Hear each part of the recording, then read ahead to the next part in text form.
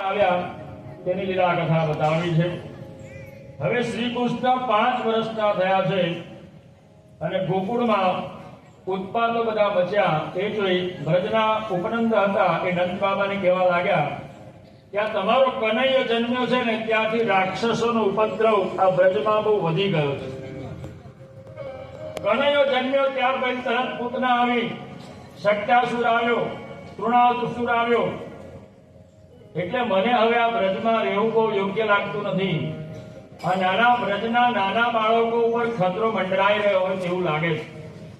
ઉપનંદજી નંદ બાબાને કહેવા લાગ્યા આપણે આ ગોકુળ છોડી વૃંદાવન ચાલ્યા જઈએ તો આપણે બધા સુરક્ષિત રહીશું।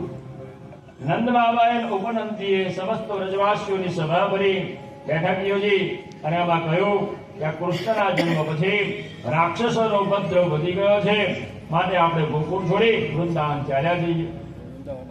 બધા સહમત થયા। બધાએ પોતપોતાના ગાડામાં પોતપોતાના ઘરનો સામાન ભર્યો અને ગાડા લઈ નંદ બાબા સહિત સમસ્ત ગોકુળવાસીઓ વૃંદાવન આવી પહોંચ્યા। વૃંદાવન આવી બધા શાંતિથી રહેવા લાગ્યા, પરંતુ શ્રી કૃષ્ણ ઉદાસ રહેવા લાગ્યા। યશોદાજી પૂછવા લાગ્યા કનૈયા તો આટલો બધો ઉદાસ કેમ રહે છે? શ્રી કૃષ્ણએ કીધું મૈયા હું મારા મિત્રો સાથે રમવા જાઉં છું ત્યારે તેઓ મને રમાડવાની ના પાડે છે। મેં પૂછ્યું કે તમે મને કેમ નથી રમાડતા? ત્યારે તેઓ કહે છે કનૈયા હજી તું બહુ નાનો છે। એટલે મેં કહ્યું ભાઈ તમે 5 વર્ષના, હું 5 વર્ષનો, આપણે બધા સરખા તો છીએ। ત્યારે તેઓ કહે છે મૈયા કનૈયા અહીંયા ઉંમરનો સવાલ નથી, પરંતુ જે જંગલમાં ગાયો ચરાવવા જાય ને એ બધા મોટા કહેવાય અને ઘરમાં જે બેસી રહે ને એ બધા નાના કહેવાય। કનૈયા તું અમારી સાથે ગાયો ચરાવવા આવતો નથી ને એટલે તું નાનો છે, હજુ મોટો નથી થયો, હજુ તું નાનો બાળક છે। મૈયા અમારા મિત્રો આવું કહે છે, મને જોડે રમાડતા નથી, એટલે મેં એવું વિચાર્યું છે કે હવે હું પણ ગાયો ચરાવવા જાઉં।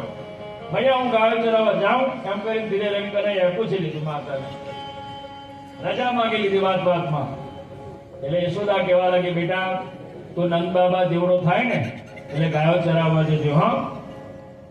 આવું કીધું એટલે કનૈયો કઈ બોલ્યો તો નહીં, પણ ધીરે બાજુના શયન કક્ષમાં ગયો, નંદ બાબાની પાઘડી પહેરી દીધી, બનાવટી મૂછો લગાડી દીધી, પગમાં મોજડી પહેરી દીધી, હાથમાં લીધી લાકડી અને આગળથી બારણું ખટખટાવ્યું, ખટ ખટ ખટ ખટ ખટ, અને યશોદાજી ખોલે અને કનૈયાને જુએ તો યશોદાજી ખડખડાટ હસવા લાગ્યા। કનૈયા તું તો એકદમ